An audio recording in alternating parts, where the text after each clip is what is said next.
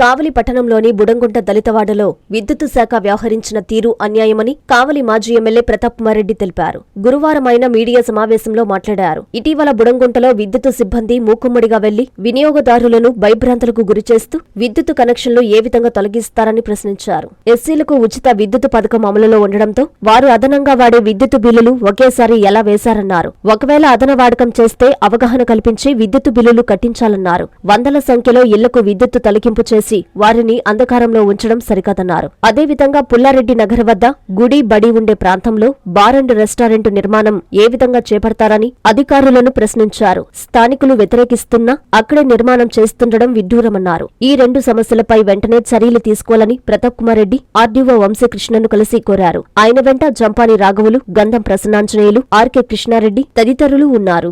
ఈ రోజు ఆర్డీఓ గారిని మేము కలవడం జరిగింది.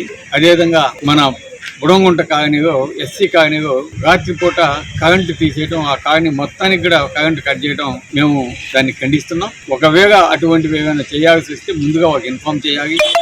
ఒకవేళ వాళ్ళు ఏదైనా అవేర్స్ కట్టాల్సి ఉంటే వాటిని కట్టమని ఎడ్యుకేట్ చేసి కొంచెం అన్నా కట్టించుకునే దానికి చేయాలి. అది ఏమి లేకుండా సడన్ గా పోయేసి అందరూ మూకమ్మడిగా కానీ మొత్తం కూడా కరెంటు తీసేయడం ఎంత మాత్రం సబబని కూడా అడగడం జరిగింది. ఆర్డీఓ గారికి కూడా విన్నవించాము. గతంలో మన డిఈకి అదేవిధంగా ఎస్సీ గారికి కూడా ఫోన్ చేసాము. దీని మీద ఇమ్మీడియట్ గా యాక్షన్ తీసుకుని వారికి ఎటువంటి ఇబ్బంది లేకుండా చేయాలి. ఎందుకంటే చాలా మంది చిన్నపిల్లలు, అదే ముసలివాళ్ళు అంతా ఉంటారు.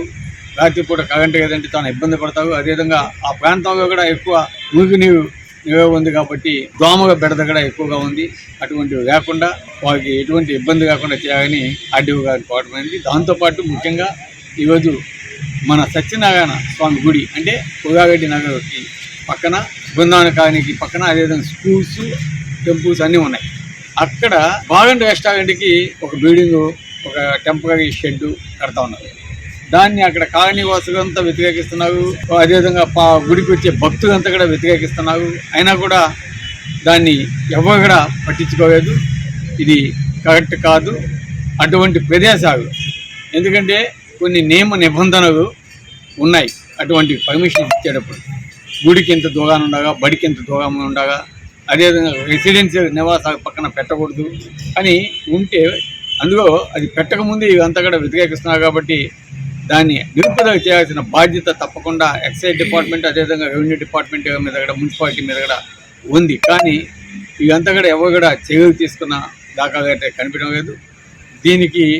దీన్ని వ్యతిరేకిస్తూ ఈరోజు ఎవరైతే ర్యాలీలు చేస్తున్నారో ఆ కాలనీ వాసులు కావచ్చు, భక్తులు కావచ్చు, అదేవిధంగా వారికి మా సంపూర్ణ మద్దతు మేము తెలుపుతున్నాం. అది ఎట్టి పరిస్థితుల్లో కూడా అక్కడ కట్టకుండా చేయాల్సిన బాధ్యత రెవెన్యూ డిపార్ట్మెంట్ మీద ఉంది, ఎక్సైజ్ డిపార్ట్మెంట్ మీద ఉంది, మున్సిపాలిటీ మీద ఉంది అని కూడా తెలియజేస్తాం. ఒకవేళ మేము అదేవిధంగా కొనసాగిస్తే వైఎస్ఆర్సీపీ కూడా ప్రత్యక్షంగా దీంట్లో పార్టిసిపేట్ చేసి దాన్ని ఆపు చేయడానికి కృషి చేస్తామని తెలియజేస్తాం.